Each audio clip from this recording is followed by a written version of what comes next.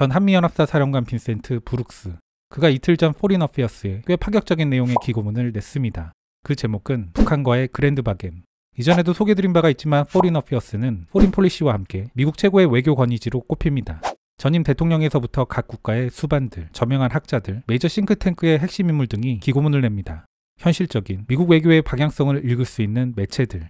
다만 두 매체의 차이점이라면 포린 폴리시가 다소 진보적 관점, 오늘 기고문이 올라온 포린 어페어스는 다소 보수적이라는 점. 우선 시작하기 전에 기고문을 낸 브룩스 사령관에 대해서는 알아둘 필요가 있습니다. 그는 트럼프 정부 아래서 한미연합사 사령관을 지냈지만 바이든 행정부에서도 주한미국 대사 후보군에 올랐던 인물입니다. 즉 그는 단순한 군인이 아니라 미국의 공화당과 민주당 모두에서 한반도 전문가로 인정받는 인물입니다. 또한 주목해야 할 부분이 금일 그리 이모영 전 장군과 함께 작성한 기고문이라는 겁니다.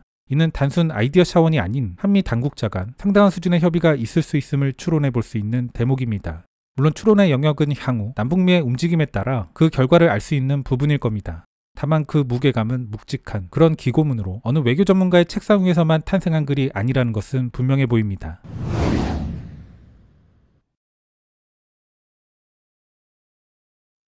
한반도의 변화가 일어나고 있다. 지난 1월 조선노동당 제8차 대회에서 김정은 북한 국무위원장은 북한의 근간이 되는 경제, 군사정책의 결정적 전환을 단행했다. 아버지 성군사상에서 달피해 소위 인민대중제일주의의 이념으로 전환했다. 이러한 북한 통치체제의 재편성은 당 중심으로 권한을 강화시킴으로써 김정은의 권력 강화를 추구하는 것이다. 그러나 더 중요한 것은 죽어가는 북한 경제를 소생시키기 위한 노력의 발판을 마련했다는 것. 최근 북한군의 도발자재 수준도 마찬가지로 중요한 변화다. 2020년 10월 열병식에서 대륙간 탄도미사일인 화성 16호를 선보였으나 미국에 대한 공격적인 언사나 직접적인 언급은 없었다. 또한 김 위원장이 한미 합동군사연습과 한국의 순항미사일 및 단거리 탄도미사일 발사에 대한 비판도 한반도 긴장을 고조시키는 방향이 아니라는 점도 중요한 신호다. 물론 미국과 한국은 올 여름 추가 합동군사훈련을 실시할 예정이어서 이런 북한의 자제가 계속될지는 지켜봐야 한다. 이러한 변화는 김 위원장이 자신의 나라가 악화된 상황에 있다는 인식을 하고 있음을 보여준다. 북한 경제는 코비드19 제한, 국제 제재 및 끊임없는 자연재해의 복합적인 영향으로 황폐화되었다. 작년 북한은 8.5%의 심각한 경제 위축을 겪었다. 유엔 식량농업기구는 올해 식량이 97만 톤 부족할 것으로 추산하고 있다. 경제와 안보는 현재 북한의 최우선 과제. 북한이 조국의 미래경제 안보를 담보할 수 있는 미국과의 대화 기회를 가로막지 않기 위해 군사전선에서 신중하게 발을 내딛고 있는 것이 정세의 핵심이다. 평양의 변화는 한국과 미국 둘 모두에게 기회다. 우리는 비핵화의 진전, 북한의 중국 이전도 감소뿐 아니라 한국의 긴밀한 지원으로 궁극적으로 북한이 미국 주도의 자유주의적 국제질서에 통합되는 것을 목표로 해야 한다. 그리고 그 대가로 북한의 근본적인 안보 문제, 특히 경제와 안보 문제를 해결해줘야 한다. 이를 위해 첫 번째는 한미 간 동맹을 더욱 공고히 해나가는 것이다. 바이든과 문 대통령이 처음으로 한자리에 모인 5월 한미 정상회담은 한미 동맹 강화를 위한 훌륭한 출발이었다. 미국은 한국과의 관계를 높은 우선순위에 두고 있다는 강력한 신호를 보냈다. 또한 미국과 한국은 특히 아세안에 초점을 맞춘 광범위한 인도태평양 지역에서 행동을 조정하겠다는 의도도 분명히 했다.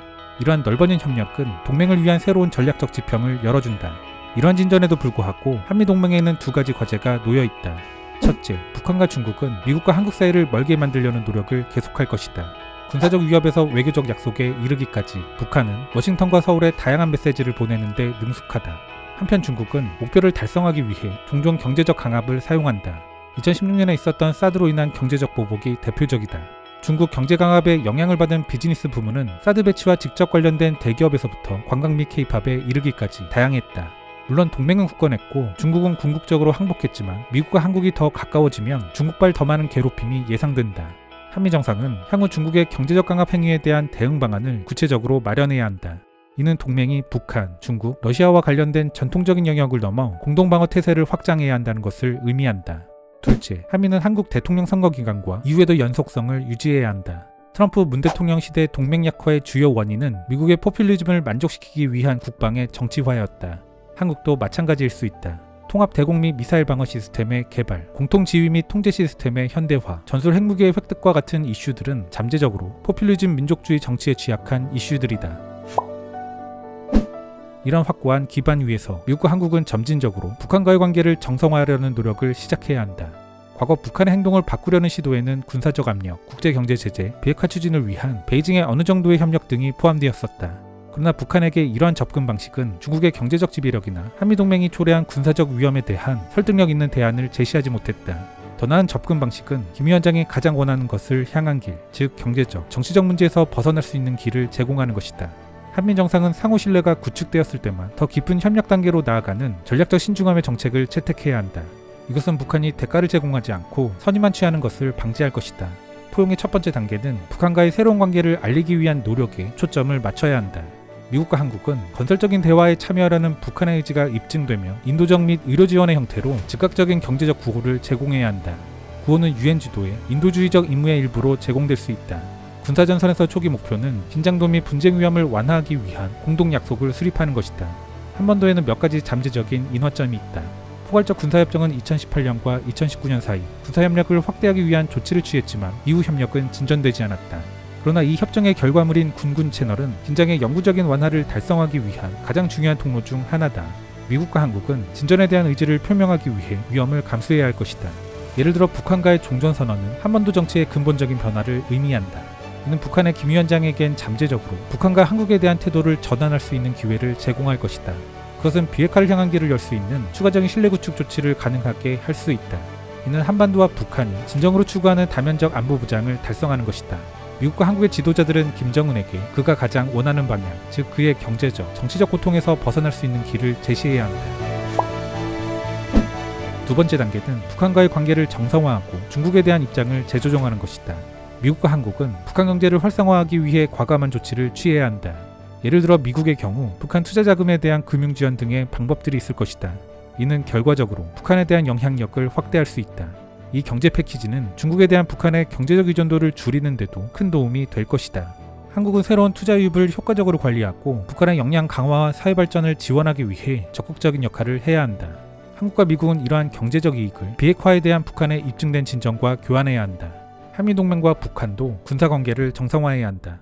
한국과 북한은 한반도 주변 바다에서 이뤄져 왔던 고질적인 해양 분쟁을 방지하고 중국인 불법 조업을 근절할 방법을 모색해야 한다. 이러한 노력은 또한 비무장 지대에서 더 큰 보안과 안정성을 제공해야 한다. 한국과 북한이 이러한 갈등을 고조 없이 막을 수 있을 때 유엔군의 역할은 자연스럽게 줄어들 것이다. 다음 단계는 당사자 간 평화 조약이 될 것이다. 핵 파괴가 검증되고 한국과 북한의 군대가 현실적으로 서로를 침공할 수 없을 때 정전을 영구적으로 대체하는 협정을 추진하는 것이 가능할 것이다. 그러나 평화조약에 도달하기 위해서는 북한이 그 과정에서 적절한 조치와 양보를 하도록 한미동맹이 전략적 신중함을 계속 채택하는 것이 중요하다. 그때까지 미국과 한국군은 확고한 방위태세를 유지하는 것도 필수적이다. 마지막 단계에서 한미는 평화협정을 넘어 북한을 동맹주도의 질서로 완전히 통합할 것이다. 한국은 북한의 무역 및 직접 투자의 주요 제공국으로서 앞장서게 될 것이다. 또한 미국은 북한의 두 번째 주요 교역 파트너이자 국제자금 조달의 주요 조력자가 될 것이다. 경제계획은 북한의 장기적인 경제성장을 계획하고 남북 자유무역협정을 인도태평양 무역 파트너십으로 확장해 북한이 아시아 전역의 시장에 접근할 수 있도록 할 것이다. 이러한 조치는 동북아시아의 새로운 경제 질서를 공고히 해 수백만 명의 삶의 질을 향상시킬 것이다. 군사적으로 영구적인 평화 계획은 북한이 국제적 의무를 준수하고 핵무기를 파기했음을 확인함으로써 안보를 제공할 것이다. 그리고 정치적으로 이렇게 재구성된 북한과의 관계는 이 지역에서 중국의 영향력을 줄이는 새로운 힘의 균형을 만들 것이다. 물론 이 방향으로의 진행을 방해하거나 방해할 수 있는 많은 장애물들이 있다.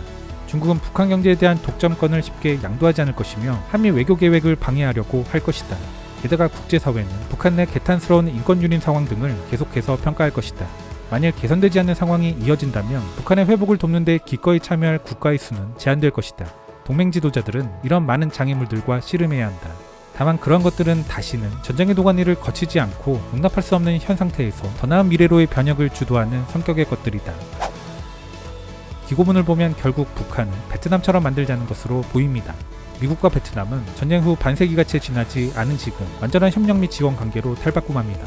오늘 소개드린 내용이 다소 파격적인 내용이라는 생각이 한편으론 들기도 했는데요.